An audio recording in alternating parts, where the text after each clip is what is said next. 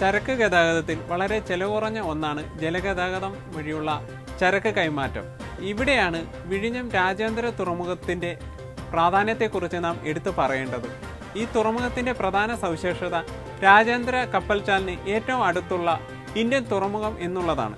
എന്നാൽ ഇവിടെ നിന്ന് കൊളംബോയിലേക്ക് ഏകദേശം 50 കിലോമീറ്ററും വിഴിഞ്ഞത്തേക്ക് 18 കിലോമീറ്റർ മാത്രമേ ഉള്ളൂ.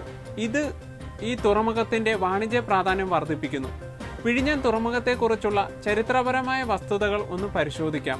ആയ രാജവംശത്തിന്റെ തലസ്ഥാനവും സൈനിക കേന്ദ്രവുമായിരുന്നു. തുടർന്ന് ചോളന്മാരുടെ ആക്രമണത്തിൽ ഈ പ്രദേശം തകർന്നടിഞ്ഞു.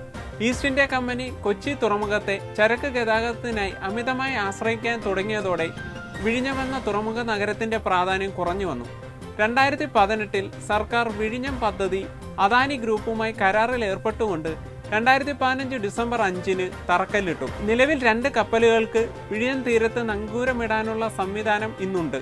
കരമാർഗമുള്ള ഗതാഗത വികസനത്തിനായി ബാലരാമപുരം വിഴിഞ്ഞം റൂട്ടിൽ 9.2 കിലോമീറ്റർ തുരങ്കത്തിന്റെ പദ്ധതി കൊങ്കൺ റെയിൽവേയെ സർക്കാർ ചുമതലപ്പെടുത്തുകയുണ്ടായി.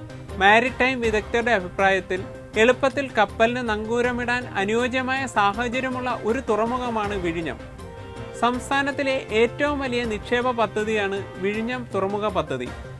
വിഴിഞ്ഞം 3ാം ഘട്ടം പൂർത്തിയാകുന്നതോടെ 65 വർഷത്തേക്ക് അദാനി ഗ്രൂപ്പിനാണ് ഇതിന്റെ നടത്തിപ്പിനുള്ള അവകാശം. 2-3 ഘട്ടങ്ങൾ പൂർത്തിയാകുന്നതോടെ ഏകദേശം 5 കപ്പലുകൾ വരെ തീരത്ത് നങ്കൂരമിടാൻ കഴിയും. ഇതിലൂടെ ഇന്ത്യയുടെ തെക്കേ അറ്റത്തുള്ള ഈ തുറമുഖ നഗരം രാജ്യാന്തര കപ്പൽ ചരക്ക് നീക്കങ്ങളുടെ മേഖലയിൽ തങ്ങളുടെ ആദ്യ ചുവടുവെപ്പ് സാൻ ഫെർണാണ്ടോ എന്ന ചരക്ക് കപ്പലിന്റെ വരവോടെ നടത്തിക്കഴിഞ്ഞു. ഗവൺമെന്റ് പദ്ധതികൾ പലതും ആഘോഷമായി പൊതുജന സമക്ഷത്തിൽ അവതരിപ്പിക്കുകയും ചിലത് പെട്ടെന്ന് തന്നെ വെളിച്ചം കെട്ടു പോവുകയും എന്നാൽ മറ്റു ചിലത് തീനാളമായി ജ്വലിക്കുകയും ചെയ്യുന്നു. വിഴിഞ്ഞം തുറമുഖ പദ്ധതിയും തീനാളമായി ജ്വലിച്ചുകൊണ്ട് സമുദ്ര ചരക്ക് ഗതാഗത മേഖലയിൽ ലോകശ്രദ്ധ ആകർഷിക്കട്ടെ.